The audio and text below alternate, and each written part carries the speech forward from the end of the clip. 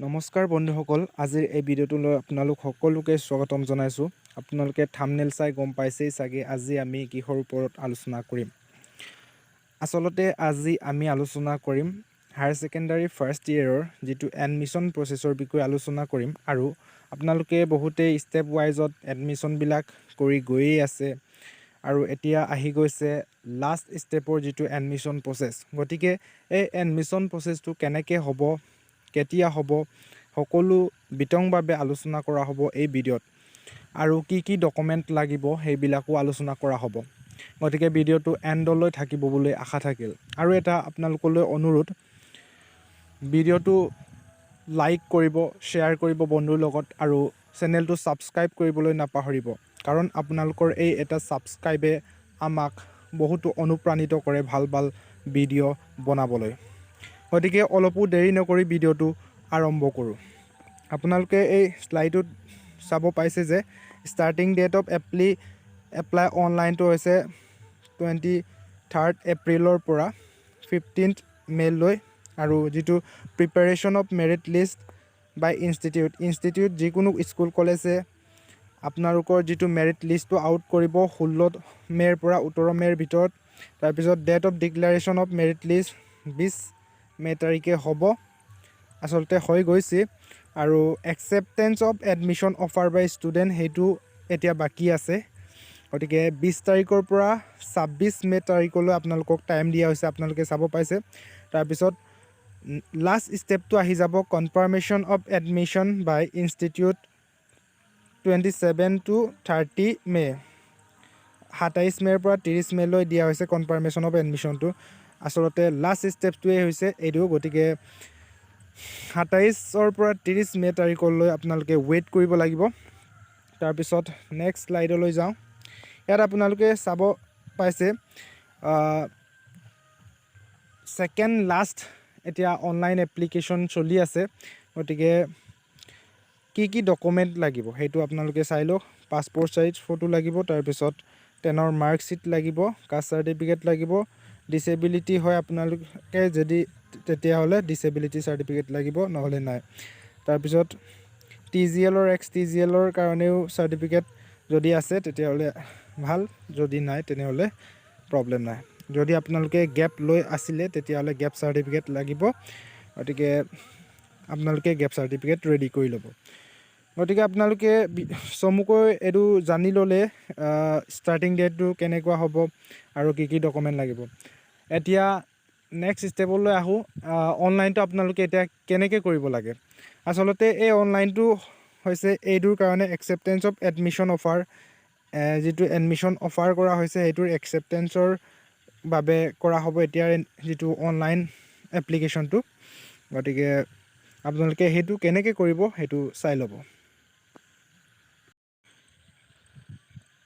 আপোনালোকে যেতিয়া দৰ্পণৰ অফিচিয়েল ৱেবছাইটত যাব তেতিয়া আপোনালোকে এনেধৰণৰ এটা ইণ্টাৰফেচ দেখা পাব।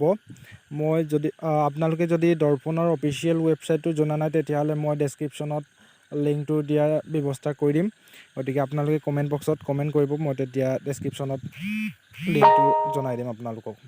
গতিকে এনেদৰে আপোনালোকে দৰ্পণৰ অফিচিয়েল ৱেবছাইটত এণ্টাৰ কৰিব। তাৰপিছত ফাৰ্ষ্টত যিটো মোবাইল নাম্বাৰটো ইয়াত পুট কৰি দিব লাগে।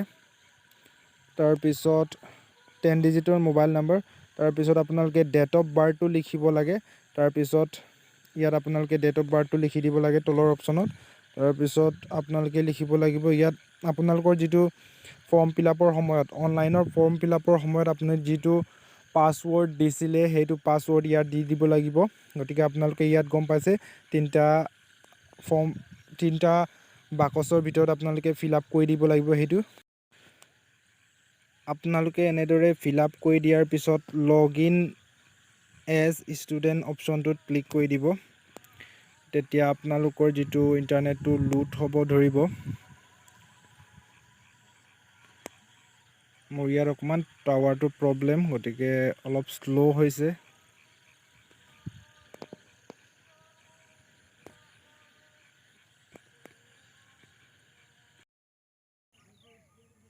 গাইজ আপোনালোকে এনেদৰে যিটো দৰ্পণৰ অফিচিয়েল ৱেবছাইটৰ ভিতৰত সোমাই লৈ mobile number, date of birth আৰু যিটো আপোনালোকে পাছৱৰ্ড দিছিলে সেইটো পাছৱৰ্ড ইয়াত এণ্টাৰ কৰি পিনি লগ ইন এজ ষ্টুডেণ্ট অপশ্যনত ক্লিক কৰি দিলে আপোনালোকৰ যিটো ছাইটটো অ'পেন হৈ যাব আৰু এণ্টাৰ হৈ যাব আপোনাৰ যিটো প্ৰফাইললৈ। গতিকে আপোনাৰ যিটো প্ৰফাইলত আপুনি দেখা পাইছে যে ইয়াত আপোনালোকক কি শ্ব' কৰা হৈছে। আপোনালোকক admission, offer, application submitted, remaining application সেইবিলাক শ্ব' কৰা হৈছে। গতিকে ইয়াত আপোনালোকে চাব পাৰে। তাৰপিছত আপোনালোকে ইয়াত এপ্লাইও কৰিব পাৰে। আপোনালোকে ইয়াত দেখা পাইছে যে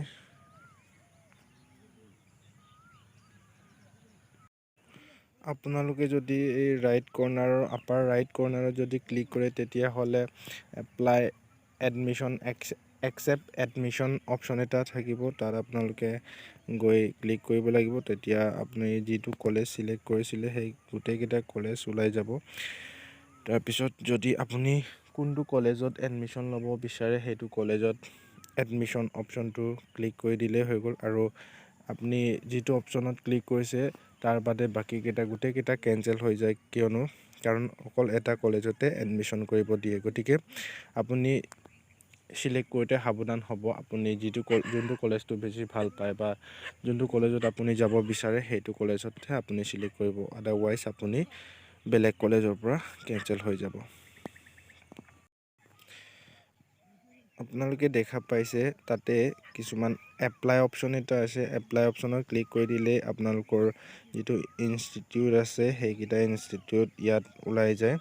তাৰপিছত আপুনি যদি ভিউ ইনষ্টিটিউটত যায় তেতিয়াহ'লে আপোনালোকৰ ডিটেইলছ ওলাই যায়। আৰু এইটো আপোনালোকে দেখা পাইছে যে এডমিশ্যন ক্ল'জ হৈ গ'ল সেইটো দেখুৱাই আছে। এডমিশ্যন অট'মেটিকেলি সম্পূৰ্ণ হৈছে। 180টা ছিট আছিলে। এইটো কিহৰ হয়, ASC Agarwal senior secondary school.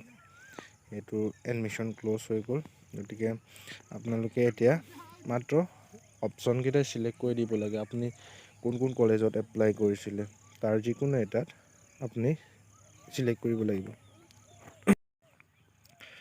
গতিকে আপোনালোকৰ যিটো ডেছবৰ্ড অপশ্যনত আপোনালোকক শ্ব' হৈ থাকে আপুনি কোনটো কলেজটো পাইছে। গতিকে আপোনালোকে এইটো চাব পাৰে। মই যোনজনৰ ভিডিঅ' বনাইছোঁ সেইটো সি 4টা কলেজত online application form fill up কৰিছিলে।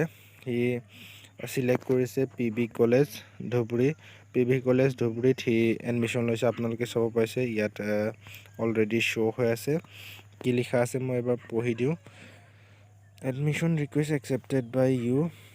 You now visit the institute with all necessary documents for admission, link, original class 10 admit marksheet along with passport size photograph between 27 and 30. 27 আৰু 30 তাৰিখৰ ভিতৰত এইবিলাক লৈ যাব কৈছে, কাৰণ অলৰেডি অনলাইনত বুক কৰা নিচিনাই হৈ গ'ল। আৰু আপোনালোকে দেখা পাইছে এইটো ঢকুৱাখানা কমাৰ্চ ছিনিয়ৰ ছেকেণ্ডাৰীত ৰিজেক্ট হৈ আছে। ৰিজেক্ট হোৱাৰ কাৰণটো কি সেইটো লিখি দিয়া আছে, আপোনালোকে চাই ল'ব। Application got rejected by system as you have accepted admission offer in other institute you may contact institute if required. যদি আপোনালোকে বিচাৰে তেতিয়াহ'লে ইনষ্টিটিউশ্যনক কণ্টেক্ট কৰিব পাৰিব। কিন্তু ৰিজেক্ট কৰাৰ মেইন কাৰণটো হৈছে আদাৰ ইনষ্টিটিউটত এডমিশ্যনটো একচেপ্ট কৰাৰ কাৰণে সিহঁতে ৰিজেক্ট কৰি দিছে। আকৌ যদি তললৈ স্ক্ৰল ডাউন কৰোঁ তেতিয়া ধেমাজি কমাৰ্চ কলেজতো এপ্লাই কৰিছিলে সি, তাতো ৰিজেক্ট কৰি দিলে। একেই ছেম কণ্ডিশ্যন, মানে বেলেগ ইনষ্টিটিউটত এইটো PVত এডমিশ্যন লোৱাৰ কাৰণে সিহঁতে অট'মেটিকেলি এইটো ৰিজেক্ট কৰি দিয়ে। গতিকে যদি আপোনালোকে আকৌ বিচাৰে তেতিয়াহ'লে ইনষ্টিটিউটৰ লগত কণ্টেক্ট কৰি পিনি আপোনালোকে যদি পাৰে তেতিয়া ল'ব পাৰিবগৈ আৰু, কিন্তু চান্সটো কম। গতিকে আপোনালোকৰ কাৰণে এইটো ভিডিঅ' বনালোঁ। আপোনালোকে কেনেকুৱা লাগিল জনাবলৈ নাপাহৰিব। আকৌ লগ পাম নেক্সট ভিডিঅ'ত। তেতিয়ালৈ ধন্যবাদ আৰু চেনেলটো ছাবস্ক্ৰাইব কৰিবলৈ নাপাহৰিব।